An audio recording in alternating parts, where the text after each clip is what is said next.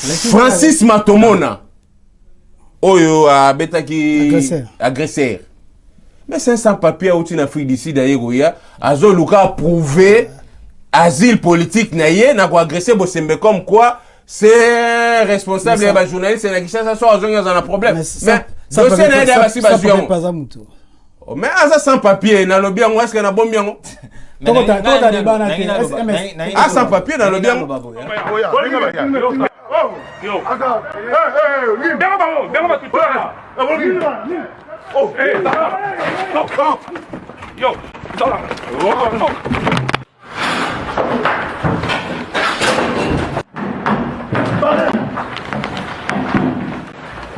Bibse, il y a un truc sur la calme, qui bip.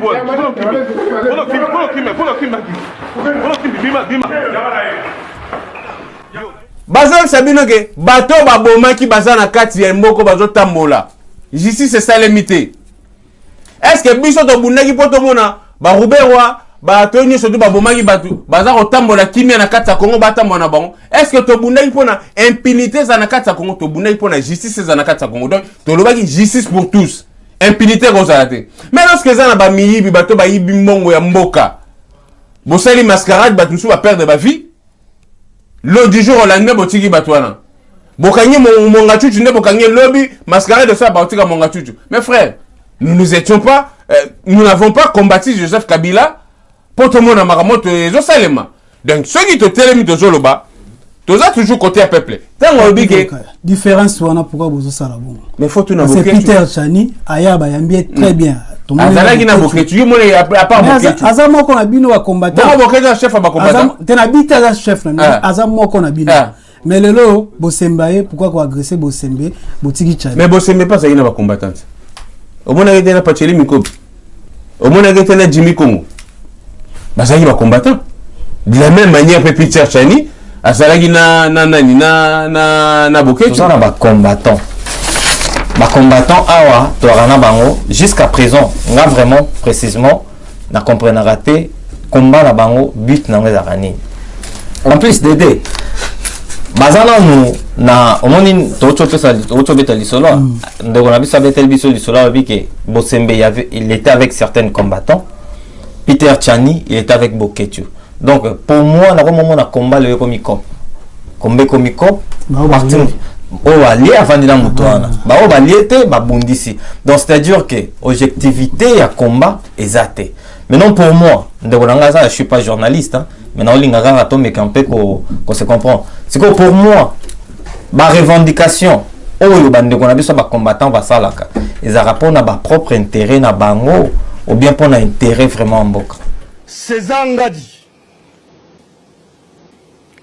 Miguel Niema Bakali, Marc Tabou, Adi Londole, Karine Mokonzi, Bijou Meta, Israël Moutombo, Eliezer Tamboué, Zachary Baba Baswe, tous les musiciens louangeant les dignitaires de l'occupation.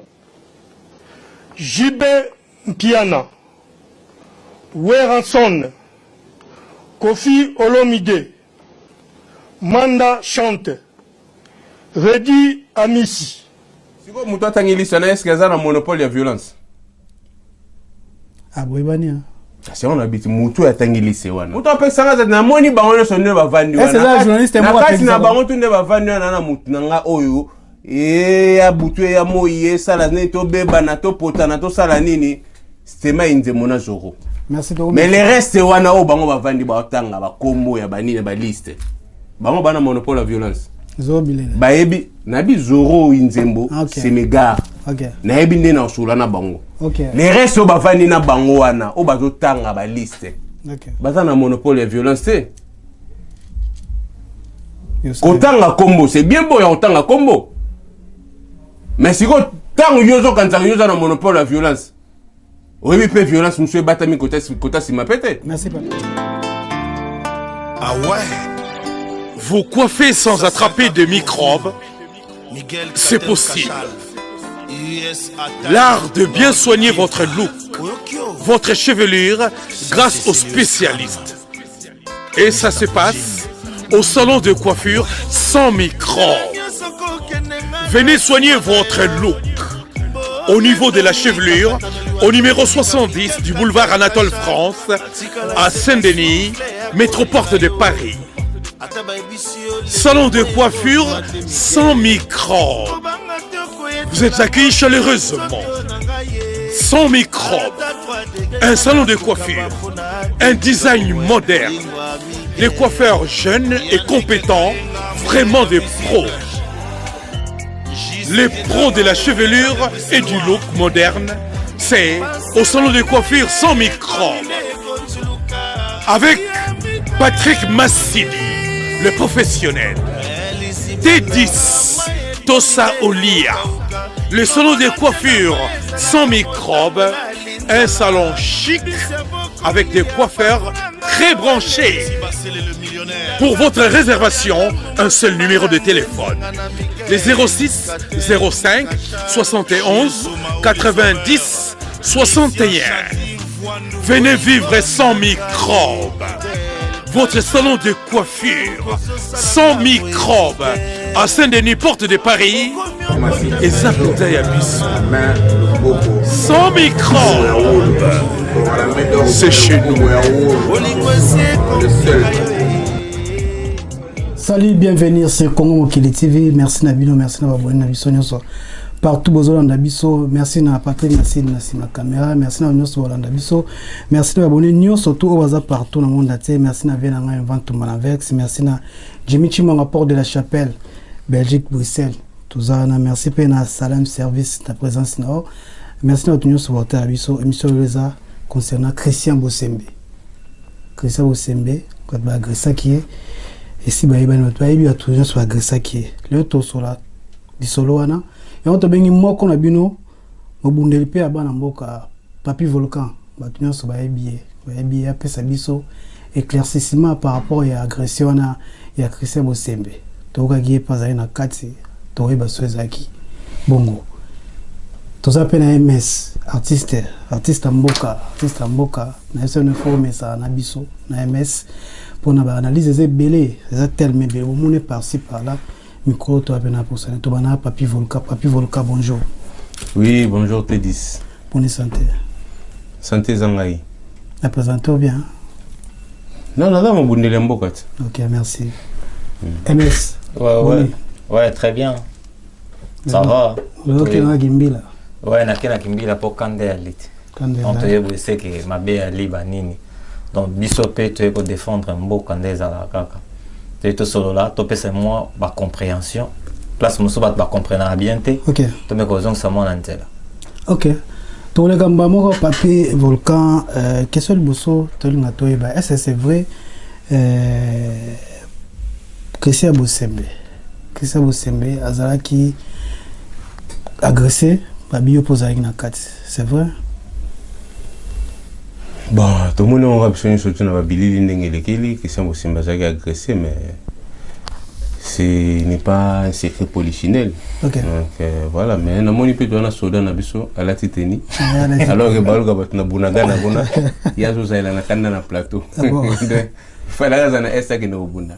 Mais quand ta Christian Bosembe agression na e salimaki batnu surtout ba bien ngoza na ngo secret, mais nos réactions sont fondées, mais chacun réagit selon son tempérament. Donc, où il est Salimi, c'est Salimi. Donc, Naibelo n'a pas le battu. Pas ça, il n'y a pas à agresser le lot. Non, en fait,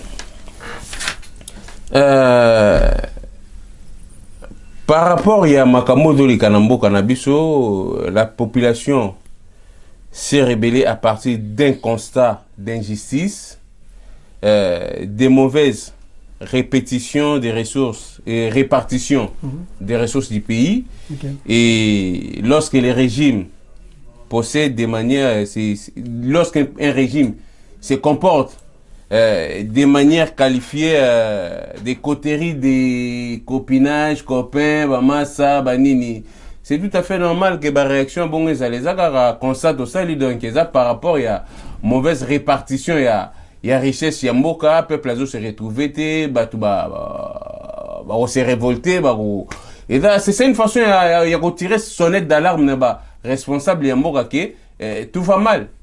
Mais par rapport au bien par rapport au régime eza bato ebele na kati ya régime mais bino comment takinde ba individu mais na lobby ngana do condamner agression à Christian Bosembe. Je suis pour et je suis contre. Et je peux m'expliquer. Ok. Parce que tant qu'on a attaqué l'autorité, nakala. Tout ça là, Félix, papa tu sais que d'abord nous commis ça biso. Ok. Abano ça, vous osez la bien, vous osez revendiquer ba droit na bino parce que mboko zo tambola malamu te, il faut boss attaquer na bon, na lobi bien fait papa tu sais que. Abana ko commis ça biso. Tant que bana ko s'attaquer na autorité mboka na biso, ba kengo wa dondo, ba kanyama, banani. Après, j'ai à voir mes devoirs comme tout homme. J'ai un passé, et au jour d'aujourd'hui, Lumbe, s'il faut les refaire, je les référer d'une autre manière, mais je condamne au moins cet acte barbare, il y a Bandeko, il y a Betaï Christian Bosembe. Pourquoi? Parce que la plupart, il y a Bandeko, il y a des gros poissons.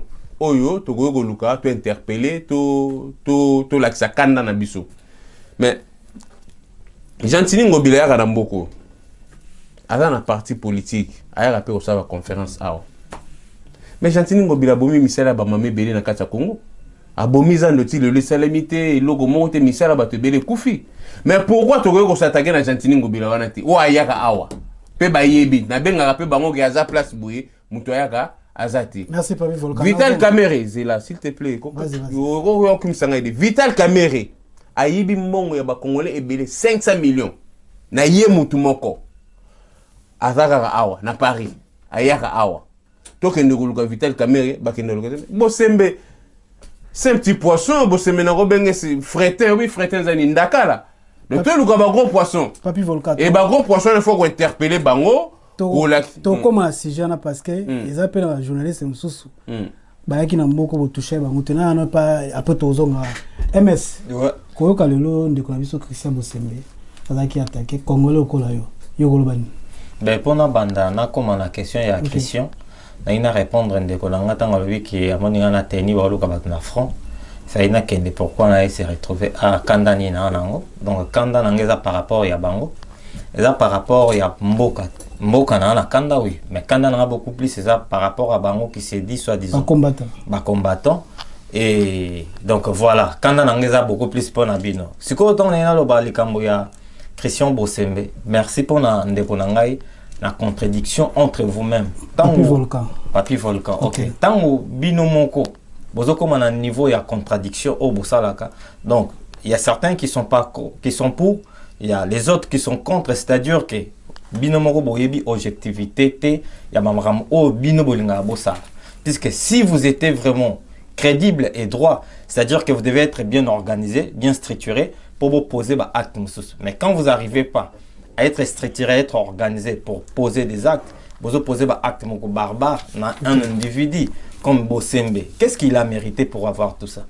Il n'a pas mérité ça, mais curieusement, tout le monde est agressé. Et Negonanga Papi Volcan, merci puisque tu as condamné ces actes. C'est-à-dire que vous êtes conscient.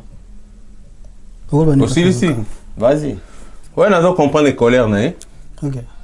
As artiste, ah ouais. Rose Anakanda, mais bon, bref. Tout s'éterniser na Kanda parce que ceux qui Kanda les a eu malamu faut ça on a essayé. Quand les gars la contre les combattants. Parce que les combattants. Excusez-moi. Non, vous allez continuer. Mais ce qui Kanda n'angezali, il faut que na est. Non, là tu peux pas dire à moi. Il faut le voir beaucoup plus. Na bateau ba makaso ba keno beta Bosembe. Ils ont montré comment ils ont énervé. Ba ke beta Bosembe. Ba ngonde ba mieux placé peut-être ba quoi. Mais pour moi changer na mboka na il fallait bateau na basala ba même action na basala. Ben oui. Non. Mais faut Kabila longwa. Ozali na mboko ka kabila na. Oui. Na mboko kaka.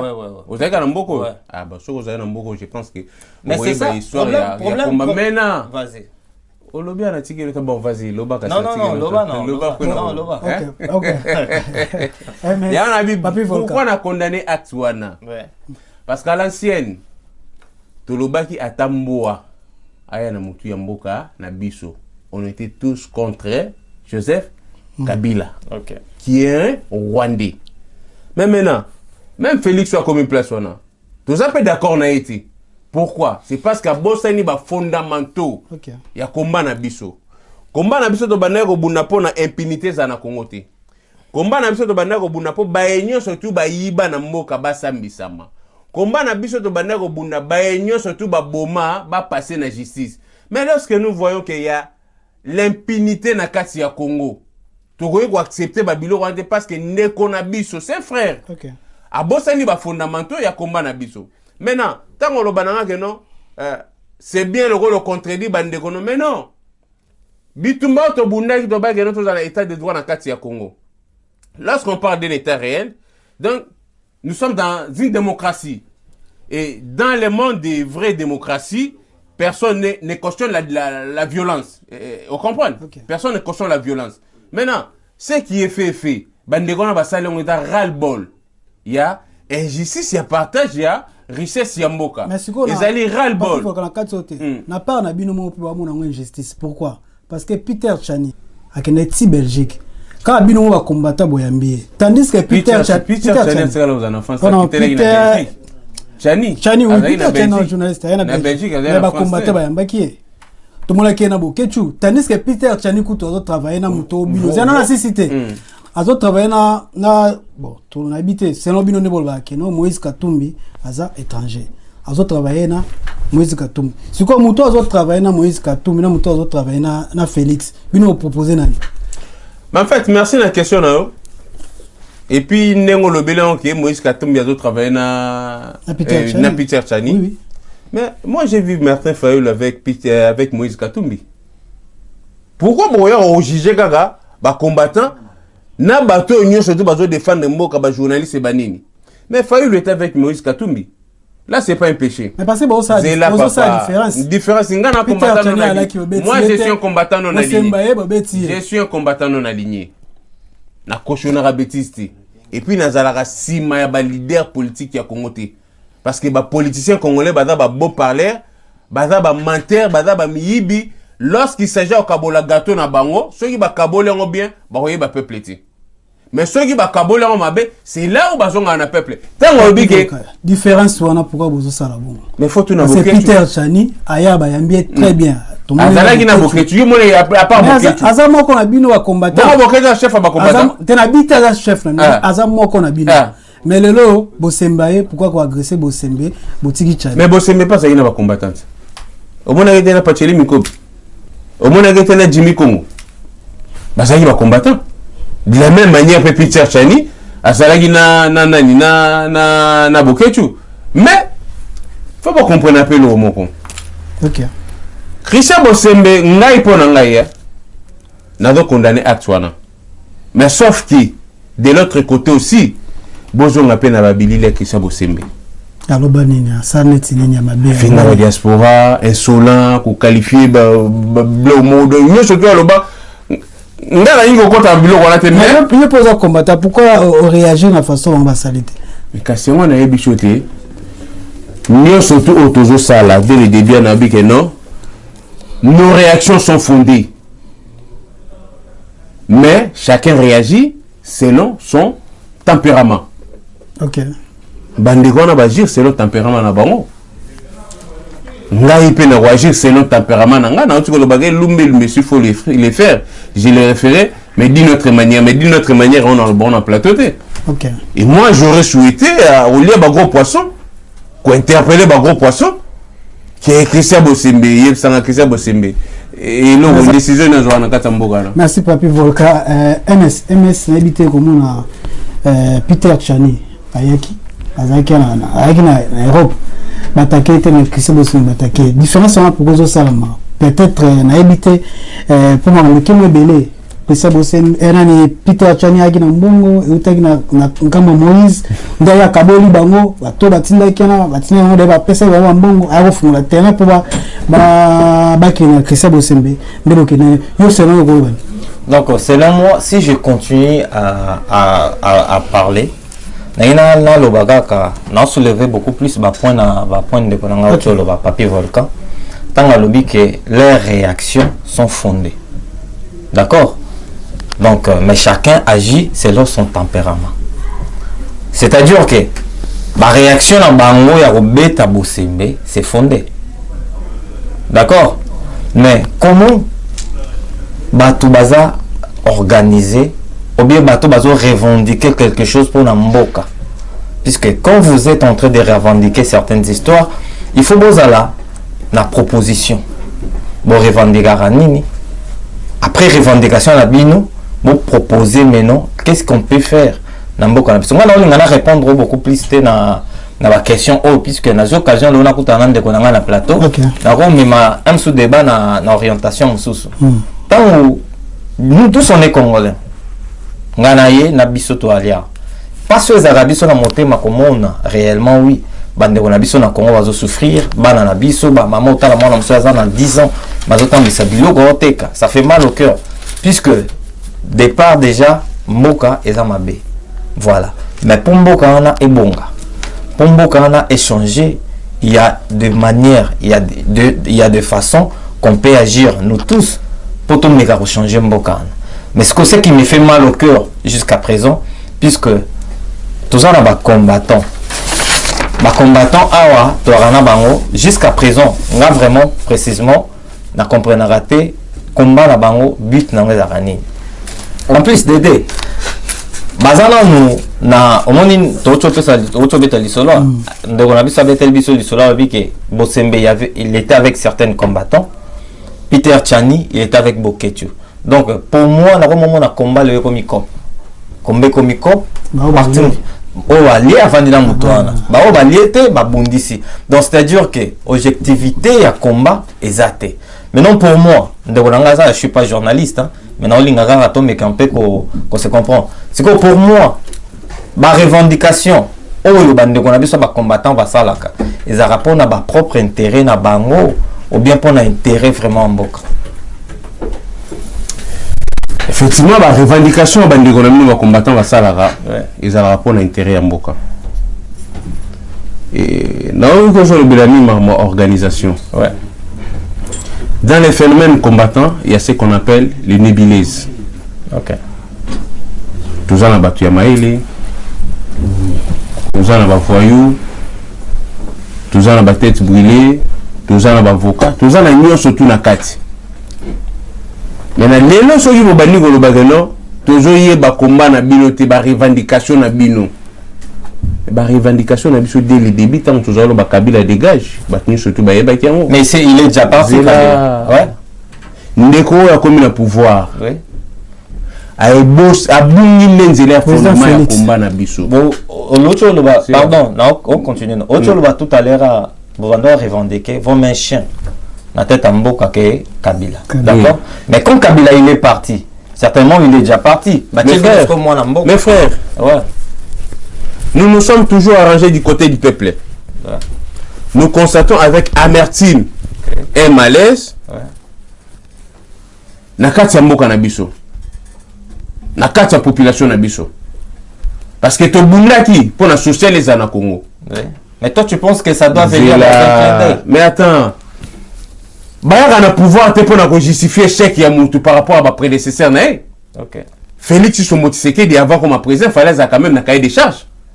Lorsqu'on parle de cahier des charges des années. Mais quand tu penses ouais. Est-ce que c'est parce que yozo ba revendication au tout ninga ba revendication na so yeba ki d'accord. Maintenant la bandi ko peso ba revendication na so souffrir quand même. Il y a ko yoka ba revendication to bandaki ko bundela. D'accord, cahier des charges? Oui. OK. Ndeko ya dans la cahier des charges ti. Ah Félix. OK. Toyoti biso moko nangai na bandeko bala na biso secrétaire général ya IDPS abi Kabila tali du pouvoir appeler nani Félix.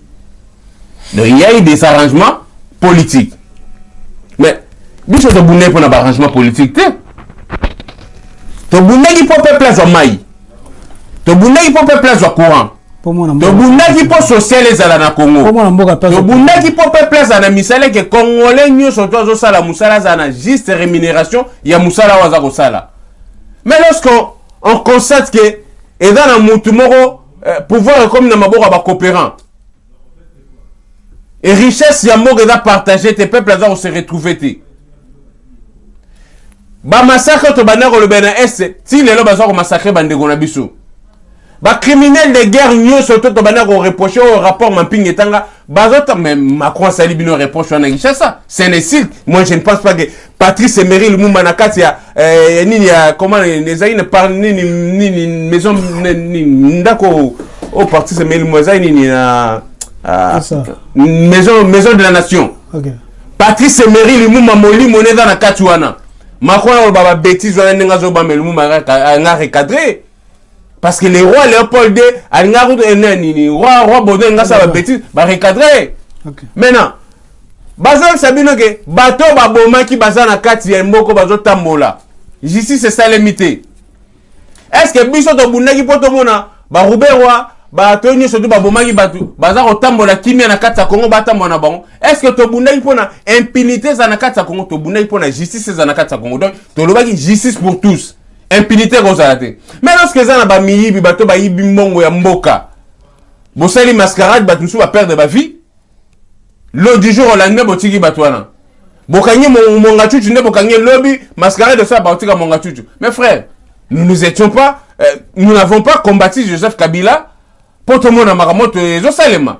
Donc ceux qui te télémi de Zoloba, tu as toujours côté à peuple. Okay. Mais sauf que la démocratie est toujours yekola. Parce que moi, j'avais dit à mes frères combattants dès le début que moi, j'ai des ambitions politiques. Okay. Oui, violence, c'est bien au salon.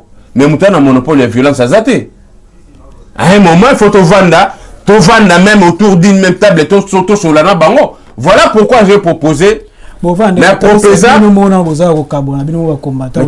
le mouvement, chaque entité, ils ont organisation, Kovana na ba congolais nyo surtout na kati ya mouvement ba combattant non aligné tout ça na ba proposition on peut tout ça na pouvoir en place on va répondre à ici lelo to bagi to créer table ronde na table ronde wana to créer commission de réconciliation et de vérité donc to lobani ba vérité to se réconcilier pour to tonga moka pour justice de ça la musana ngo mais lorsque to zomona que justice ya Congo et comme justice ya copinage et comme justice ya ba coopérant et comme justice ya ba master et comme justice ya ba nini mes frères vous pensez que ba casier judiciaire ba tebeba ba mabala ba te kufa ba bilo wanyi surtout to bundaki po to mona no to bundaki po to mona auto mona te donc voilà pourquoi on a bien frère nanga ke so ga yeba ba revendication na bisoté ne fils que moi nda mona lobby parce que ba revendication est belé mais to ke ndika na base ya mai courant social misala guerre ya SSI là bato baboma ki basambisama bato bayibi basa la justice basa la boloko justice pour tous dans un état réel ou dans un état de droit impunité gozalate mais lorsque nous constatons avec amertume que injustice c'est na kati ya mboka richesse ya mboka da partager te peuple les on se retrouver te mais c'est tout à fait normal bato ba agir na façon là c'est aussi une façon c'est aussi une façon ya retirer sonnette d'alarme ya royebisa bato bazo diriger biso le loge Natang ya Kabila ba betaki mais bino tang boye baza obetate les leçons qui basali boye eza sonnette d'alarme to ballon d'essai bozonga ko beta ngai na kati ya mwana te de voilà donc ça veut dire sur la papier ko lokaki bazonga ko beta non ngana le bongo te ngana bi bien que moi je suis prêt ya ko dialoguer na batu nyo surtout même na bande ko nga ba combattant na bato baza na pouvoir tout ça ba congolais tout vendre autour d'une même table, tu créer commission à réconciliation et vérité, tu le bani ba vérité, tu se réconcilier, tu toni mboka parce que tu ton mboka na ba division ti. Merci Papi Volcan, merci MS n'habité ce que vous réagir. Oui, réaction est à trop, mais nazo constater kaka. Ma parole en de bimisa, il parle très bien. Azolo va bien.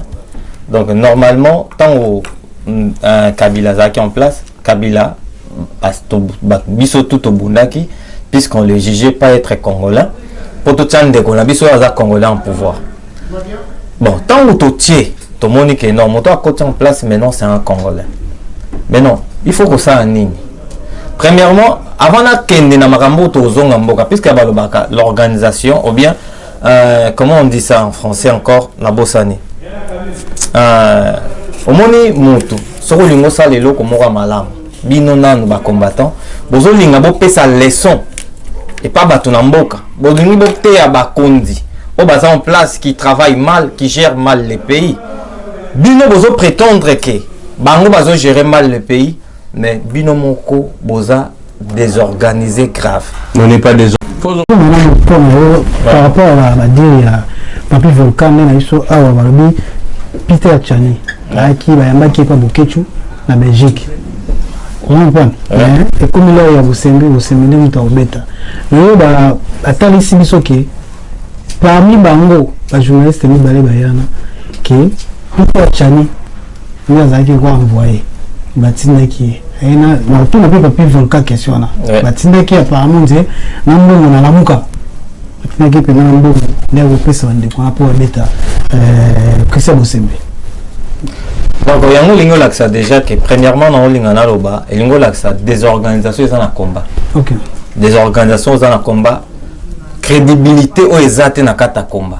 Au monde, puisque normalement les gens qui sont crédibles, bateau bazo ça la manifestation, bateau bazo agir, la façon de croire bango que na bango to espérer quelque chose pour Namboka, mais et même à l'intérieur ils sont désorganisés, ils sont décorrompus tout à fait. OK. Exemple, Peter Tchani, il est en Belgique, très calme avec Bokechu. Mais Peter Tchani travaille avec qui?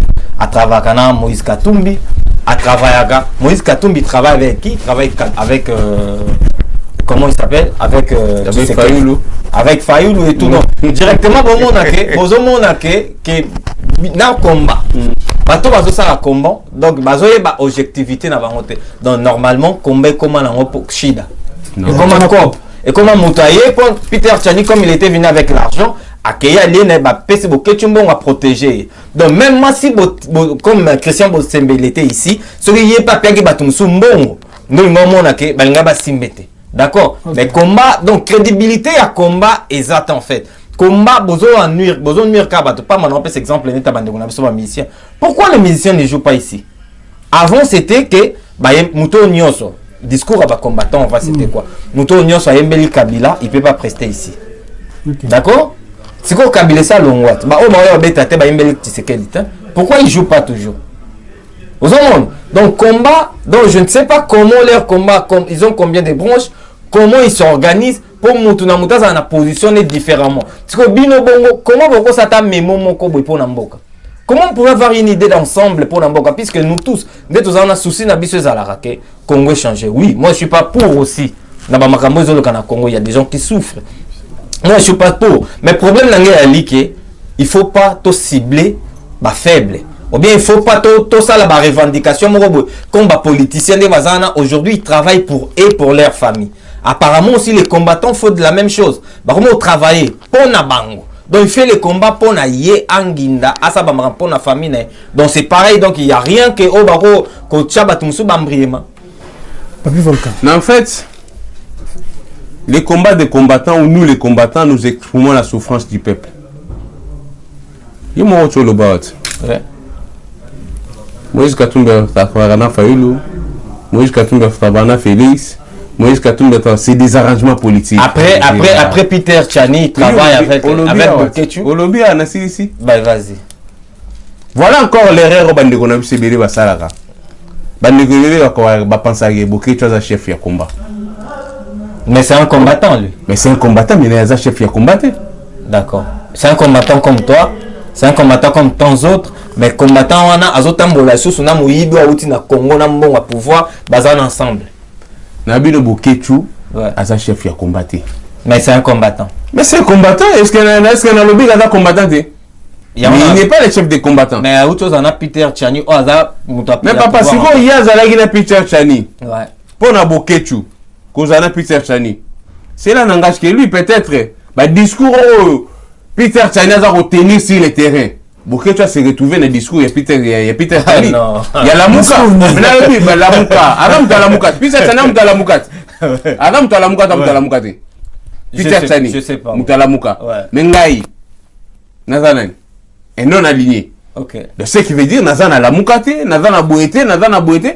Naza wana pona ko exprimer souffrance du peuple congolais. Comme Bokechu. Naza, hein? Comme Bokechu. Mais papa Bokechu bino bokanga Bokechu muto mbia na combat. Moi muto va na plateau. Muto amba Bokechu na combat. Première fois ba pesa Bokechu micro c'est moi. Bokechu c'est pas un combattant. Bokechu c'est un musicien comme toi. OK. C'est un dialogiste. Bokechu ana mazela kasi oni sko to fungola il défend quoi lui? Boketu c'est musicien. Oui, il défend quoi? Azana makila matolo net yo pose musicien. Parce que la plupart des musiciens c'est des matolistes. Makila on a matolo zakati na yi. OK. Et le moitié. Donc à trahir ne combat. À trahir combat mais c'est un musicien, c'est pas un combattant. C'est un matoliste. Mutamatolo. Mutamatolo ayaki na combat. Pour ça la banzembo o ego sala ke e conscientiser ba congolais par rapport à danger aux les kanamboka na biso. Mais mission boketu zaki ngwana to pesa kutu boketu ba pour te financer pour produire ba nzembo ba chanson révolutionnaire. C'est un artiste engagé. Okay. Mais le roi a mutamatolo parce que ça misende tio makila wana ya matolo eza na kati na ye. N'oublions pas que boketu auta robeta matolo awa aganga Laurent Sokoko zaki matolo. Tango ba beba na lobinini. Oyaki nena bwaka yo lokola nasina bwaki yo yebani siko olongwe na kana ikaka yo sera combattant ni no bundela mboka do tenir balanga ja.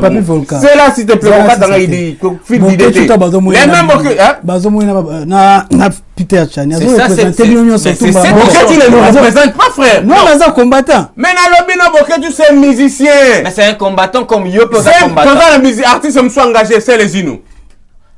C'est un artiste engagé. Mais lui, au moins, différent, c'est Yena Boketu, il y a un tomatolo té, avec un caillou. Non. Mais Boketu, c'est un tomatolo net, tu es pas un musicien. Il y a pas un tomatolo. Moi, je ne sais pas tomatolo, et bon, merci, on comprend. Donc, bon combat, bon réduire combat na biso na la personne Boketu té. Tu as réduire yété mais apparemment. On comprend. Asdo, ba kembele ba na Boketu po nini. Oui. Tu vas na bamboko yo, bamboka ba stress. Boketu ba tu ba mo jouer ti comédien. En définition combat la binangwana, tu donnes. Bien Boketu ya combat directement frère. Mais puisque toi moto yo vanine, est-ce que Makamongo na dégager ko comparé na Boketu? Non, mais Boketu, mais si quand ngai n'avait dégagé plus que Boketu. Oui. Donc on va que définition combat na bino ngwana nazo la qui soit la personne Boketu. Mais non, attends. Dans mes paroles dans mes discours précédents tant que là on a dans les mouvements combattants il y a ce qu'on appelle les nébuleuses. OK.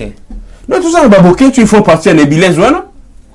Mais c'est pas quelqu'un qui réfléchit comme tel que abimisa idée moko kanga moko ko sala bonno. Ada mutamatolo nazo répéter. En fait, je ne vais pas m'éterniser sur la personne Boketu. Combat n'est pas matolo. Mais maintenant, bozo ba ma violence il y a ba combattant, ba violent, buena. Maintenant que bana robeta ba papa tseke da bana rokumisa biso. La preuve, chef de l'état na bino yemoko. Afingi biso ba combattant ba, afingi biso bandoki, afingi biso nyosha ofinga. Est-ce que un chef de l'état va tenir ba propos ya bon na peuple na ye? Pour aller plus loin, n'a pas ça un exemple moi récemment kaka bozo ba Peter Chani. Mais ba to IDPS, ba to sogi ba benga bango banani ba France sogi ni na bazana Kinshasa kuna ba benga ba force du progrès. Mais ba kendaki po ba beta Peter Chani ba buka ndako na bango. Siko tango bango bazo beta, tango bango bazo buka. Et la violence té. Soki ba beti Bosembe derrière na changer ce discours na ngai. Na bana ko condamner bato ba beta Bosembe. Moi je pense que Bosembe ndenge ba bete, c'est une façon de retirer son aide d'alarme, c'est une façon aussi de retoucher Félix parce que Bosembe défend Félix. Bosembe est proche à Félix. Bosembe est proche à pouvoir. Mais soki ce ko bato bazo comprendre que violence au bango ba sa na Kinshasa. Tango bazo ke ne po ba buka ndako ya Chani. Tango bazo ke po ba beta ndako ba beta ba Chani. Tango to banego beta autorité à moi je dis et j'assume. Papa Tshisekedi abandako kumisa biso, je me rappelle encore na Oluwe to kutana le binanga mais volcan c'est comment faut faire quelque chose parce que Kabila avait resté au pouvoir, faut continuer à les attaquer, il faut pas lâcher l'affaire. Parce que tant où ya bandako lo bana biso bongo et ça là qui violence c'est ba biso na bino za pour moi Moké Bosembe à 35 ans président c'est sac ndezo so abino et là subino ngona papa. Est-ce que ngai dans année na zuwa na vimbo so Bosembe za leki na biso ya mata nga na za zuwa na vimbo so république ya sale belé pour na viwana toza na ba jeune congolais ba tangi baza na ba doctorat ba nini ba viana ba ko ne retraite na lobby Bosembe so ki ba beti za ni Bosembe bandi o mata mais ça va place wana mais papa est-ce que toza na besoin rotonga Congo so ki Bosembe za maile rotonga Congo to boya poani. Selon Yazama il était. Azama il est naïf. Bon, on a beau pour c'est ngaim na rejuger maïle ya mutu. Tu sais quoi pourquoi obeteli était. Oh. Bolbi pourquoi obeteli. Mais wana faut na gabeti. Donc merci encore. Et là ça l'a plaisir tant au solan de konangai. Et là juste que il t'attend depuis là. Azo tâtonné trop. Puisque quand il dit, il s'est contredit lui-même dans ma propos. Avant, quand il avait commencé, il avait dit que Azo condamné violence. Après, il y a des zones. Maintenant, on a moni besoin d'attaquer Tchani, Babeta Tchani, Baboukanda, Tchani. Donc, il ne faut pas qu'il y ait deux poids, deux mesures. Donc, ceux qui vont bêter Tchani, ceux qui vont bêter Bosembe Koto, Bono, il y a IDPS, Nabino, besoin condamné. Il faut accepter que Bosembe pas bêter par rapport à Bajisma na bango. Initiative, oh, Beteli, Obi, oh, Bakino, Bazoling, Basala, violence.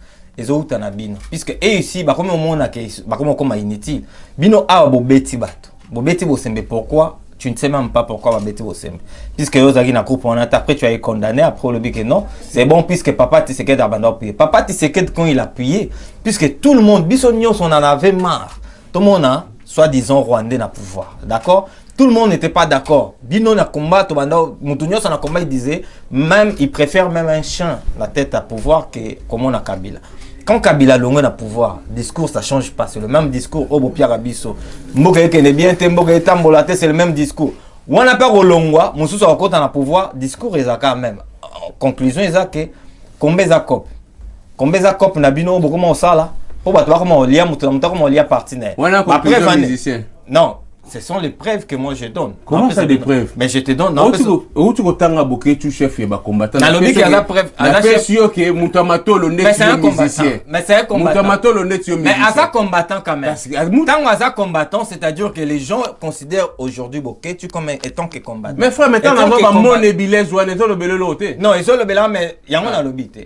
Il y en a le bit. Tant que considérer Boké tu sais à ça influenceur. Na combat na bino azo influencer bato na ba parole à de la même manière bino ba musicien pe boza ba influenceur na kati ya makamobele ya mboka voir na ko par exemple yo encore na do féliciter kutu na da fier na yo pour ozo respecter quand même les bandits na mais viens na yo kofia uti ko tia péri azo influenceur bato ma bandi na Congo ba lukani ba banda ko tia péri mais ça dépend de la même manière les couleurs ne se discutent de la même manière. Selon lui, il avait vu que Macron est à Kinshasa, Carabino va musicien. Voilà pourquoi place va reprocher pour musicien. Macron est à Kinshasa. J'ai à te dire sur le fait que Macron est à Kinshasa. Fallait, il avait bien fait d'amener Macron à Kinshasa. Pardon, Togomi na suka. Togo débat mususu. Togomi na suka mission na biso. Ayite papi Volcan c'est pour venir aux amala to bandi. Non, on a pas musicien baza ben princesse. Merci Togomi na suka. Na moni confia comme la tapéri. Et je suis fier de mon artiste. Comment vous donnez les MS. De Yonasi Beno ça la banze moya bien, pas sous la ceinture hein.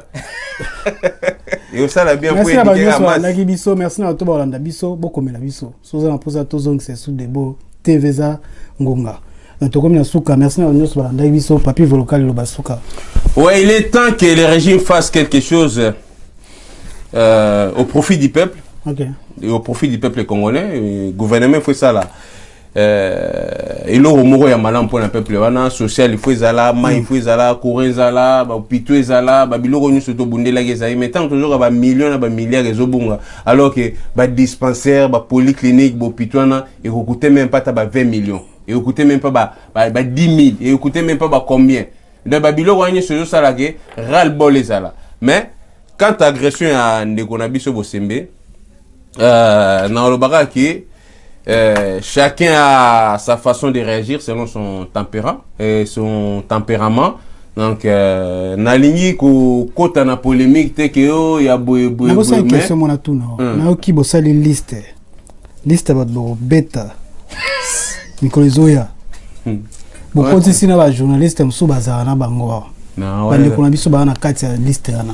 Basali nini pour ko tsona kati ya liste ba beta. Wana eza no ba bases ba bilo mo eza na mutu na nzela te donc ndeto yamba bino to sama be. Liste eza rotanga na autre. Tena bin te liste rotanga. Non. Mexico yo. To tsango to tsa ba Hollande. Est-ce nde biso to yamba bino to sama be. Est-ce papi Volcan to pays ça mutu mo le kana TV. Mexico mutu atangi liste na est-ce que eza na monopole ya violence. Ah boybania. C'est on habite mutu atangi liste wana. Pona moni ndenge ba moni ndenge ba Papi Volcan tango senga ko lo ba pona Congo mutu apekisa ko.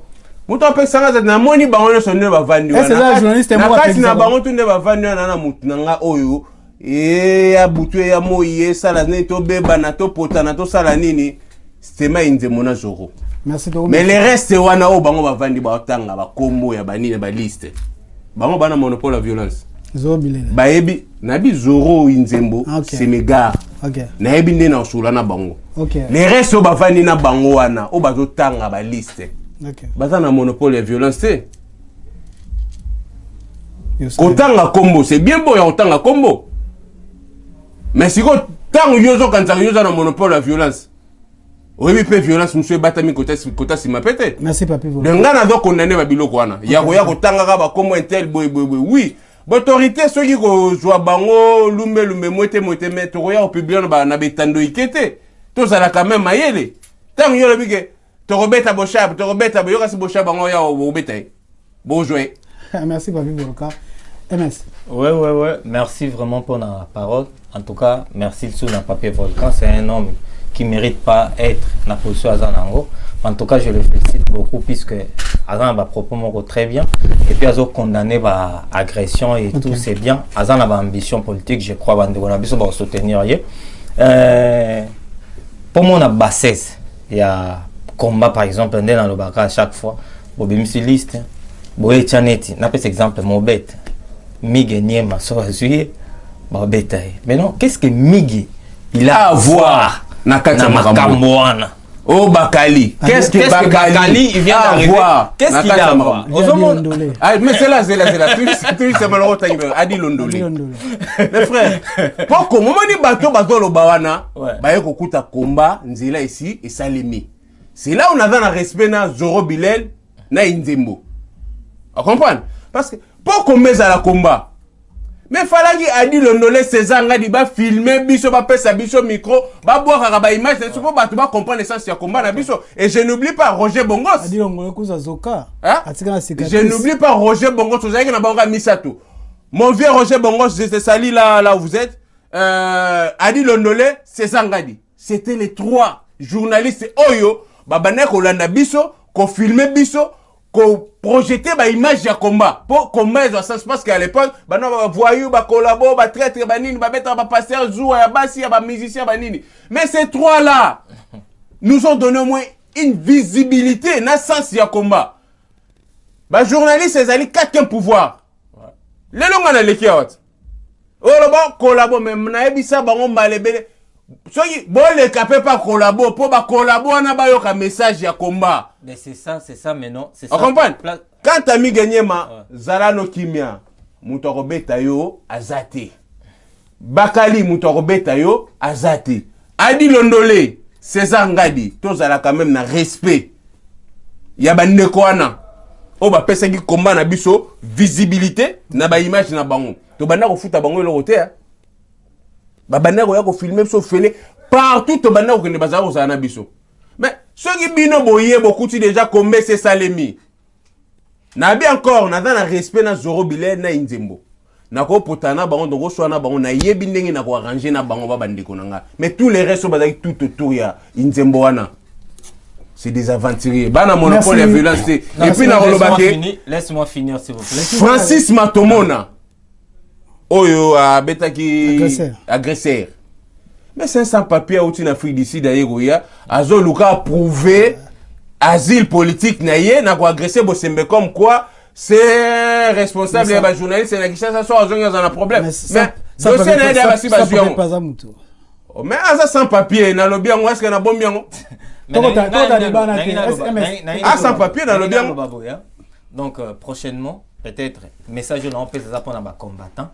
Bisoto la société mboka to na posa mboka ne bonga mais excusez-moi bande ko nangai bo banda nan ko ça l'organisation balobara la charité bien ordonnée commence par soi-même donc binomoko boza nan organisé pour boluka mboka se organiser organisation exact puisque on est là on est en train de tâtonner déjà mon tout ça pour contre na batumsu vous voyez donc c'est un peu boza ba diversité ba idée boza ba idée mon côté boza na combat mais boza na c'est quoi la démocratie? Non, démocratie la démocratie est le punier de respect et l'art de respecter le punier de l'autre. Mais certainement vous devez avoir le même avis certainement puisque beaucoup de lelo comme moi bah tout coup tu y a la mouka bango moko baza place moko mais baza na même parole te yo merci de Patrick Massine c'est Patrick Massine c'est ma caméra merci à nous sur Landibiso merci à Vélanga Adi Londolo merci à Salem Service. Merci à nous sur l'émission. Ok. Merci à nous Kutani. Malamu.